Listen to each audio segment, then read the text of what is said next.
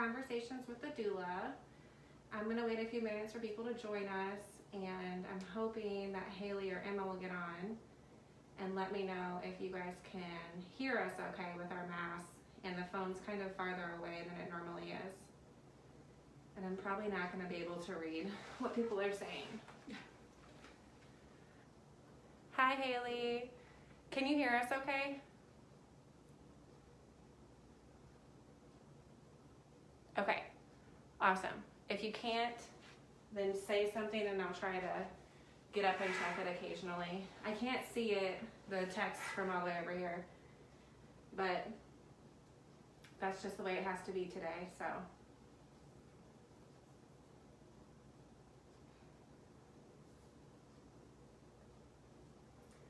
So we're gonna give it a few minutes for people to join us. I wanted to review again, this is Conversations with the Doula. I work for Shawnee Health Service in the Healthy Families Illinois program. We are a home visiting program, and I work as a community-based doula and enrollment supervisor. And with me today is Chastity Mays, and she's my sister doula. I'm gonna let her introduce herself.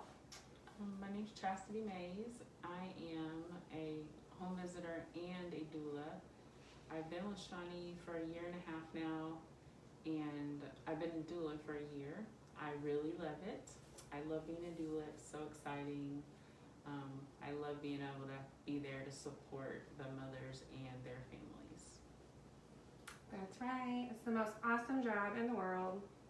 So our topic today is what to pack for the hospital and sort of like what not to pack for the hospital as well.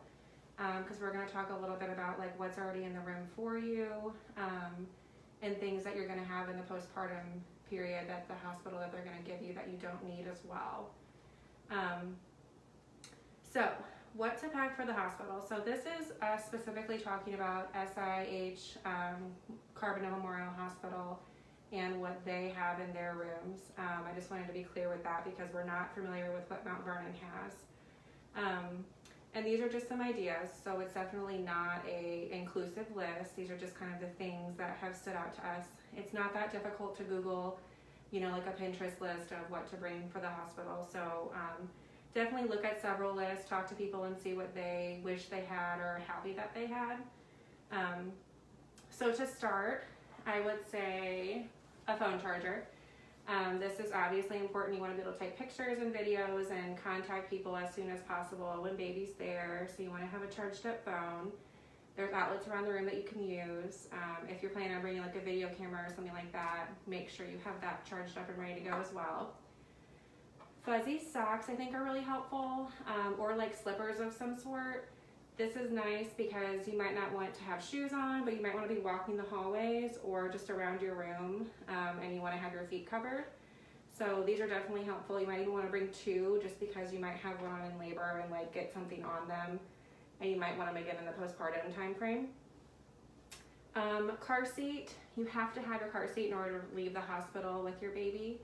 And then I would recommend bringing some sort of cover for it. This is mine.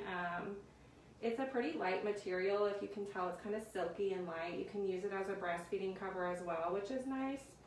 It has a hole in the top and it just kind of slips right over the handle of your car seat, comes out the top. So that's pretty helpful. I think it's a good idea, especially right now with COVID, to have a little extra layer of protection for your baby. So I would recommend something like that as well, even if it's just throwing like a receiving blanket over. Next up, we want to make sure that you wear your mask. So especially when you enter the hospital, whether that's through the emergency room or through the main entrance, make sure you and your support person is wearing your mask until you get up to labor and delivery. Now, we don't actually know if they're going to make you have your mask the entire time yet. We haven't heard that, but make sure when you're walking through that hospital, you have your mask with you. Candy and snacks. So you want to have snacks for your support person, so make sure they bring like things that are going to keep them energized. So like crackers, energy bars, peanut butter, because you just never know how long labor will last. Make sure they have water available for your support person. The nurses will offer them water and drinks, but make sure if they have anything specific that they bring that with them. And then you during labor can have like Jolly Ranchers or like just candy, mints, different things like that. So whatever it is that you would want, make sure you bring that with you. Massage oil. So here's an example. This is sweet almond oil. It's Shea Moisture. You can get this from Walmart, Walgreens. And then you can also just use lotion, just like any regular lotion that you'd like. If you want it to have like a scent, you could get like lavender or like lemon balm, different things like that, something that would calm you. And we use this if we were there to support you to massage feet, hands, legs. So whatever's going to help you be comfortable, that's what you want to do. Oh, and massage tools. So this is an example. I would use this on the mom's back or even her legs, just to massage her. A good idea is like a tennis ball or a spongy ball like this. And this just makes your support person, it gives their hands relief, so they can just kind of roll this ball right along your back. And that really gives relief to the mother. And then this is another tool, helps save the hands. And this ball just rolls around, and you just kind of roll this around the mother's back, or her legs, her feet, whatever feels comfortable for the mom. Yeah, I would definitely recommend throwing some sort of ball on your back, because if you have any sort of back pain or back labor, sometimes the epidural doesn't help with that, and if you put some pressure on your lower back, it really makes a big difference, but it's really hard on a person's wrist to be pushing on you for a long time, Chastity and I know. So to use a ball can really take some of that away for the person who's trying to help support you. Okay, so other things are baby nail clippers. These are a pair of baby nail clippers that I have. My son was born with like really long fingernails. I don't know if all babies are, but it was something that I wasn't prepared for, and it kind of threw me off. And so having nail clippers to be able to clip their nails really quickly, some people are not comfortable doing that. Baby nails are really flimsy, so you can peel them. Some people bite the nails. I don't know, that kind of weirds me out personally, but some people do it. Or you can just cover their hands. So those little baby mittens, some people just use socks and put them over their hands to kind of help keep them covered so they don't scratch their face. I recommend bringing a swaddle. You don't know if your baby's gonna like swaddling. Most of them, I would say, do. This is a Velcro swaddle, so the baby kind of goes in this middle part, and then this folds over, and then this Velcros across to hold their arms in. The Velcro seems to work better for most babies, although a lot of the nurses at the hospital can swaddle a baby up in a receiving blanket, and it'll stay pretty good. I don't have that skill, but this is like the receiving blankets that they'll have at the hospital for you. So you can use these as swaddles if you want, and the nurses will definitely show you how to do that. And then the other thing is a coming home outfit for the baby, which I put somewhere, but oh yeah, right here. So if you want to have a cute little outfit prepared for them, I would say bring two, just in case they spit up or poop on one. You want to have a backup thing for them to wear home. So, or if you have any outfits you want them to have while you're taking pictures. This is another example of like a swaddle. This is like a one-piece zip-up thing. It's like a little pod, and they just kind of feel nice and snuggly in it. So kind of like the amniotic sac. So these are for like newborns, but they have bigger sizes of those as well. And then this is an example of what the hospital will have for your baby to wear. It's just like a little nightshirt. It has little sleeves, and it snaps across them. And it's nice because they still have their diaper exposed, so changing their diaper is easy, but they can stay pretty warm. And these have these little hand covers for those sharp fingernails as well that you can flip over the baby's fingers. Something else you want to bring is your birth plan. So if you don't have a birth plan already, you can definitely Google different examples of birth plans to write up. This is just one page. You will want to give this to your doctor. Once you arrive at the hospital, make sure you give this to the nurses, because they will read this and they will follow the birth plan that you want. So please make sure you give them your birth plan. They will listen to you, and this just helps them to know what you want. You're in labor, so it's kind of hard for you to tell them exactly what you want, so make sure you're doing this. Toiletries. You will want to bring your own, so make sure you bring your own toothbrush.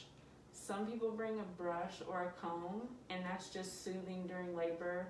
We'll just brush your hair, have your support person brush your hair. It's just something soothing to do while you're in labor. Make sure you're bringing your own lotion, your own soap. Let's see what else. Toothpaste, toothbrush, lotion, soap. Deodorant,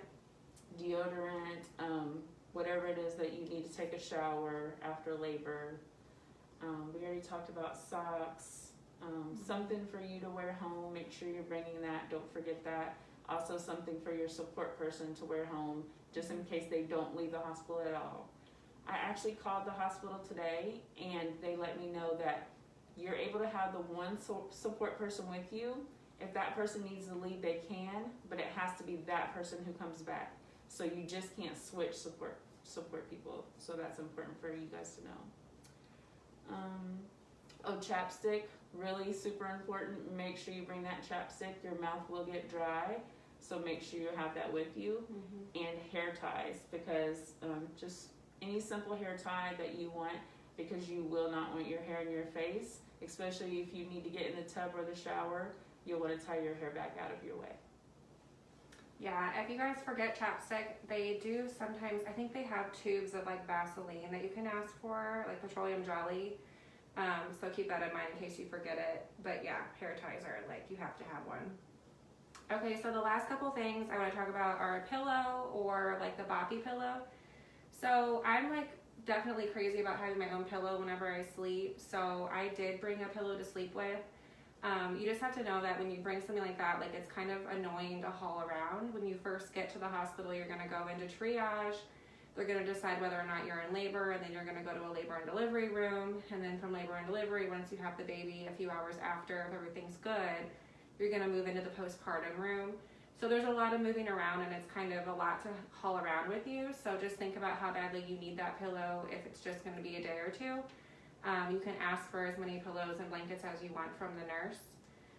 The Boppy Pillow is one that I see on lists all the time. I don't really think it's that helpful to use when you're breastfeeding a newborn. I find it more helpful to just use however many pillows that they already have, available to you to get in the position you're going to breastfeed in, and then put pillows in that place. The Boppy's pretty firm and kind of hard to work with.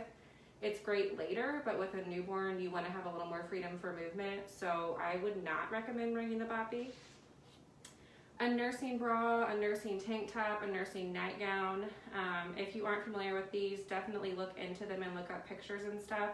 You can buy nursing things at any, like Walmart, Target, anything like that, any place that has clothing really. They have these little, you guys probably can't see, I'm sorry, but there's these little hooks, and so it unsnaps. So it comes off and your boob's free, and you can put it right back on. So it's really nice for breastfeeding. Like this is a nightgown, which is nice in the summertime. And then, like I said, there's tank tops that are nice and bras that you can get. You definitely want to bring one or two of those. The other thing I would say is a robe is nice to have, just because it's kind of the same idea. If you're breastfeeding, it's really easy to open up, but you can cover yourself up if you need to.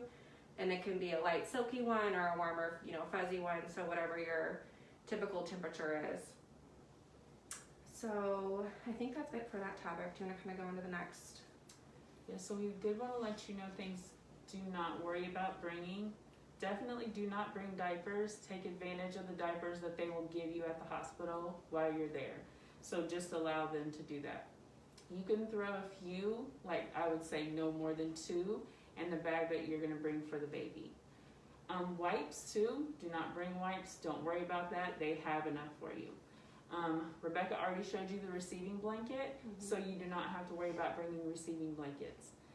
The rooms in the hospital are all cold. Some moms do bring like an extra fuzzy blanket for the baby, but no receiving blankets. You won't need those. A bulb syringe, which is those little blue bulbs. Everybody's seen those before. It has a long end on it. They have those at the hospital, and they'll even send you home with one. Pacifiers, if you would like to use a pacifier, they have those at the hospital. You don't need to bring your own. Formula they'll have for you, and then they also have a breast pump in the mother-baby room, so you don't have to worry about having a breast pump there with you. Yeah, and all the parts that you use for the breast pump are new for each person, and you can take them home with you, so don't worry about anything with like sanitizing. Don't worry about bringing underwear. I talked about this whenever we talked about making padsicles. They're going to give you these mesh one-size-fits-all underwear. Use those. You're going to be bleeding pretty heavily. Just don't ruin your own underwear. They're available for you, and you can take some home. Anything for perennial care, again, this goes in with the things I talked about in the pad cycle, the peri bottle, the tux pads, pads themselves, that all is going to be provided for you. They give you wipes, they have like a numbing spray you can use. So there's really not anything you need to worry about with that while you're there. And then I just talked about blankets and pillows. Again, ask for those things from your nurse and utilize what's available to you. Whenever you're in the labor room, we talked about some of these things, but there's a lot that's already there for you. Ice packs and hot packs.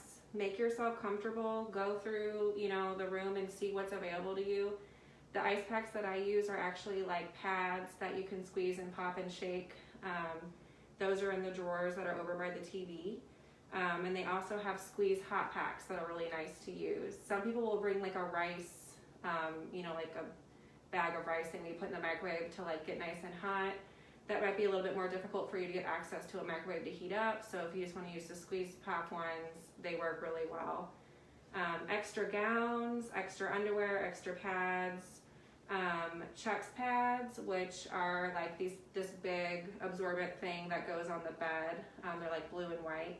If you need a fresh one of those and your nurse isn't in there and you want to grab one, like stuff like that can be kind of helpful to know. And then towels and rags, those are nice to have available to you as well. All rooms have either a shower or a tub. Use them. That's what they're there for. When you pre-register, you can let them know that you really want a room with a tub if you'd like one. It's not a guarantee, but you could always put that suggestion out there.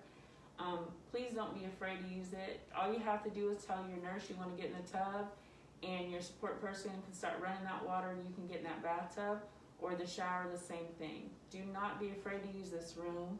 Become comfortable with it. While you're there, it's your space to do what you want with.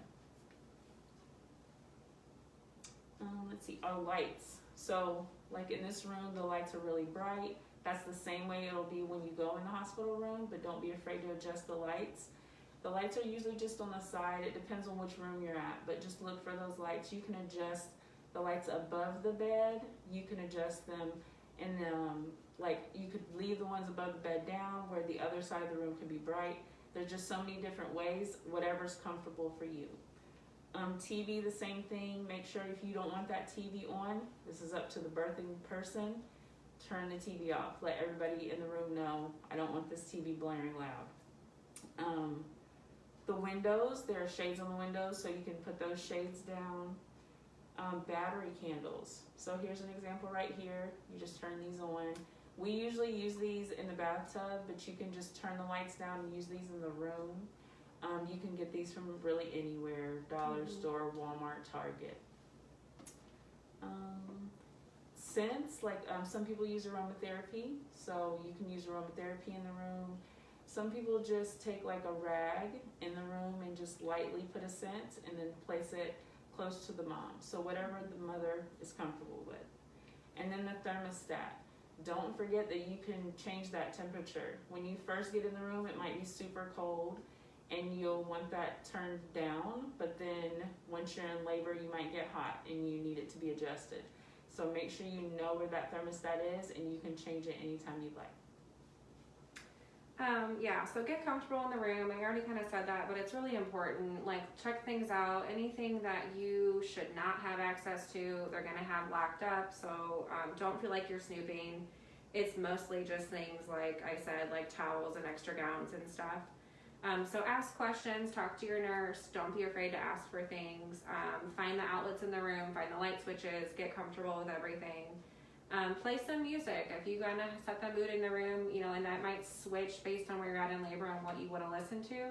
Put some music on if you want to bring like a Bluetooth speaker or something. Definitely think about some things like that. Make it as comfortable as you want it to be. The other two things I wanted to point out were that there's gloves and there's vomit bags. So some people do get nauseous during labor and will feel like they're going to throw up or do throw up. So it's a great thing for the partner to be able to grab one of those bags. They're on the wall. They're in a different place in each room, but just look for them. They're blue. They have a white ring on the top, and then you can kind of hold it for the person. If you want to wear gloves to protect yourself, you can do that. Or if you're just like, if someone's bleeding or has a lot of fluid and you want to wear gloves to protect yourself, feel free to put on a pair of gloves. So Things that your nurse will get for you: ice whenever you want it, water, clear fluids, so like apple juice. They'll have Jello for you. They have broth available, so don't be afraid to ask for those things. Snacks. There are some snacks that they will give you. They will give your support person snacks also if they like. And there is a fan in the room when you go in the room. It's a small little box fan, but it's there, and that is also like I usually hold it really close to the birthing mother once labor kicks in and she needs it because it's so small. But that's something that you could bring with you also if you would like to bring a fan with you. So yoga balls. So they have these in the hospital. You can use these. You will want to take what I usually do is I take a Chuck's pad first and put it on, and then I put a sheet over the Chuck's pad. So be really careful with that. Keep the sheet folded up. You'll want to be there to support the birthing person with this. But here's a yoga ball. They can just sit on this and kind of move their hips around. And this is a comfortable way to be. And they have all different sizes of those too. So if you're really tall like me, you might need a bigger one. That's a pretty small one. And then something else is going to be your peanut ball. So they have these. Don't be afraid to ask for these. Different sizes are available. It depends on what size you are. But this, usually you're going to use this and kind of prop one of the birthing person's legs up on the peanut ball, and this just helps bring that baby down. Yeah, those are great if you're having an epidural and you're laying in the bed on your side, particularly. That can really help keep that pelvis open. The last thing is just that there are emergency buttons around the room. So if you need a nurse to get in there quickly, this is a good thing to point out to your partner as well. There is the call button on the bed. There's like a little handheld thing that you can push the button to call the nurse. I think there's also even one on the side rail that you can call the nurse. It's like a red button. If you really need to get someone in there quickly and they're not responding to that, there's a button on the wall. There's a blue one and a red one. I'm pretty sure the blue one's like coding emergency, but the red one is just to call the nurse in. And that one like sends a light off outside your room, so it kind of reacts quicker. And then there's a pull string in the bathroom. So if you're in the tub or something and she falls, or like your baby's crowning on the toilet or something, like one of those crazy stories, you can pull that to get a nurse in there really quickly.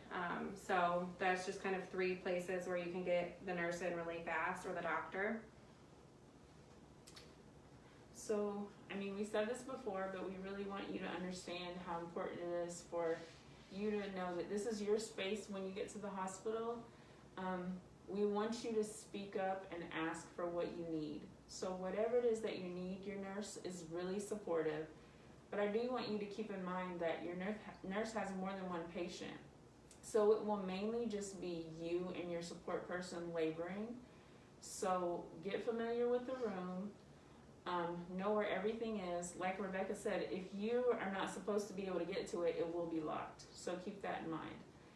Use your voice, ask for what you need, and we want you to know that this is your birthing experience. So that's what this birth plan is for, and we want you to keep that, we want it to happen as close to what you would like it to as possible. So that's why we just give you all these suggestions, and just know that Carbondale Hospital is really good. So you just go in there and ask for what you need and use your voice, and you guys will be fine. That's right. The other piece of advice I wanted to give was to pack everything in as few bags as possible. The first time I went in, I had like a bag for my baby, and a bag for me, and a bag for my husband, and like a snack bag. You don't want to be hauling all that stuff from room to room to room. So like if you want to have things in individual bags, that's fine. But put them all into a suitcase or something where you just have one thing, preferably on wheels, that you can reel from room to room to room. That just kind of helps keep everything together, and so you don't have to worry so much about forgetting anything. It's just one less thing to have to worry about. And then like we talked about with, it's, COVID, there's more restrictions than normal. You can only have your one support person. Mask wearing, we're a little bit unfamiliar with, or we're thinking during labor you probably don't have to have it once you're in your labor and delivery room, but up to that point you might, so just be prepared for that. We did find out that you can walk the hallways, so I was kind of thinking of telling you guys, like, you might have to walk outside if you're trying to get labor going before you go in to actually get admitted, but you can walk in the hallways, so that's good to know. You might have to wear a mask, but you can. We're a little bit out of the loop right now because we're not going to the hospital, so we're kind of guessing in some things and then just having to call and ask, and things are kind of ever changing. So I hope that's helpful for you guys. I'm going to check and make sure there's not any questions on my phone, but yeah, no, we're good. So yeah, you guys, if you have any questions or any suggestions for things to bring that you found helpful whenever you were in labor, please let us know in the comments. And I don't have a topic picked out for next week, so if anyone has any ideas of anything, please feel free to leave that in the comments as well. I have a couple things in my head, but I'd love to hear from you guys. So I think next week will be Wednesday at 4 like normal. And I'll probably do some more with Chastity in the future. I have about a month left in my own pregnancy, so we'll see how far I get. So thank you for watching today. Thank you. You guys have a wonderful day. Bye.